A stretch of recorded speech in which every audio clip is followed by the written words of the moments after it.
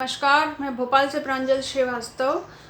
28 सितंबर 2020 को मेरे भाई अनुराग की पत्नी नीतू अग्रवाल श्रीवास्तव ने हमारे पूरे परिवार के ऊपर एक 498A की दहेज की FIR मिसरोद पुलिस के सहयोग से दर्ज की, जिसके संबंध में मैं सभी चीज़ों के बारे में कुछ तथ्य सामने रख रही हूँ। वीडियो लंबा होने की वजह से मैं क्रमिक रूप से नीतू अग्रवाल की प्रताड़ना, मिसरोद पुलिस की भ्रष्टाचार और हमारी शिकायतों पर जो कार्रवाई हुई उसके बारे में क्रमिक रूप से बताऊंगी। तो सबसे पहले मैं ये बताना चाहती हूँ कि वाकई में प्रताड़ित नीतू नहीं, हमारा परिवार है और जिसके सबूत मौजूद हैं। मेरे भाई और नीतू अग्रवाल वर्ष 2008 में इंटरकास्ट लव मैरिज के बाद से ही मध्य प्रदेश के बाहर के राज्यों में कार्यरत और निवासरत रहे। नीतू को मेरे भाई अनुराग का एक दिन के लिए भी भोपाल मेरी माँ से मिलने आना पसंद नहीं था, जिसकी वजह से वो लगातार मेरे भाई और मेरी माँ को प्रताड़ित करती रही, गाली गलौज, जान से मारने की धमकी, झूठा केस लगाने की धमकी देती रही, जिससे परेशान होकर मेरे भाई ने वर्ष 2011 में और फिर दोबारा से 2015 में तलाक का केस दर्ज किया, जो कि अभी तक के चल रहा है।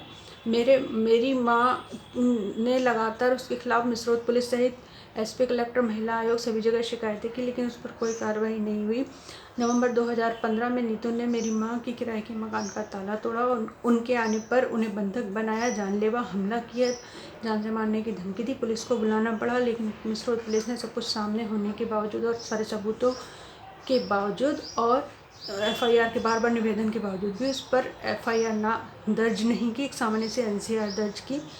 अगस्त 2020 में नीतू मेरे भाई के भोपाल आने के 2 दिन बाद ही भोपाल आके मेरी माँ के साथ दुर्व्यवहार करने लगी। जब मैंने उसे समझाने की कोशिश की तो उसने मेरे साथ भी गाली गलौज, मारपीट की, यहाँ तक कि और मेरी माँ को जान से मारने की धमकी दी।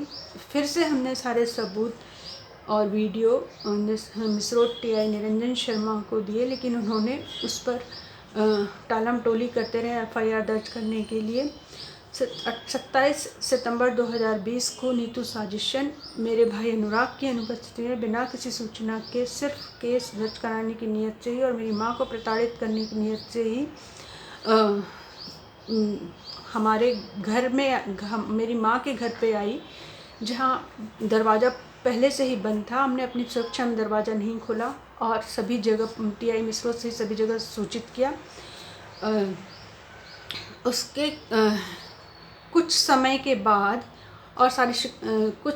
बाद हमें पता चला कि उस पर कार्रवाई करने के बजाय हमारे ही ऊपर उल्टा एक 498A की FIR मिसरोद पुलिस द्वारा दर्ज कर ली गई है, जिसके बारे में पता चला है कि रिश्वत देके ये FIR दर्ज की गई है और जिसके हमारे पास सबूत भी है। तो मेरा विनम्र अनुरोध है कि सबसे पहले ये रिश्वत देके इसने FIR जो दर्ज की है उसके खिलाफ, नीतू अग्रवाल के खिलाफ कठोर कार्रवाई की जाए। रिश्वत देने के संबंध में झूठा केस लगाने के लिए इस पर कार्रवाई की जाए और इससे कठोर दंड दिया जाए, जिसकी वजह से इस महिला ने हमारे पूरे परिवार को इतना अत्यधिक प्रताड़ित कर रखा है।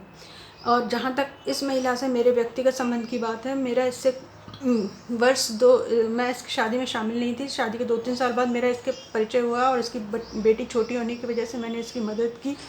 वर्ष 2015 में इसका मेरी माँ के प्रति अत्यधिक दुर्व्यवहार देखकर मैंने इससे सभी प्रकार के संबंध तोड़ लिए और किसी भी प्रकार का कोई संबंध, कोई बातचीत नहीं, कोई मुलाकात नहीं हुई है। सिर्फ अगस्त 2020 में मैंने इसको समझाने की कोशिश की थी, जिसके बाद इसने मेरे साथ मारपीट, दुर्व्यवहार किया।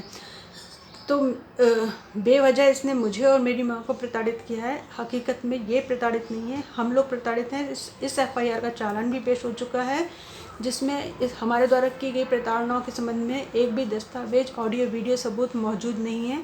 तो मेरा विनम्र निवेदन था कि इस केस को जिला अदालत भोपाल से तुरंत वापस लिया जाए, क्योंकि इस तरह के कई केसेज वापस लिए जाते हैं जिनमें कोई सबूत नहीं मौजूद होता।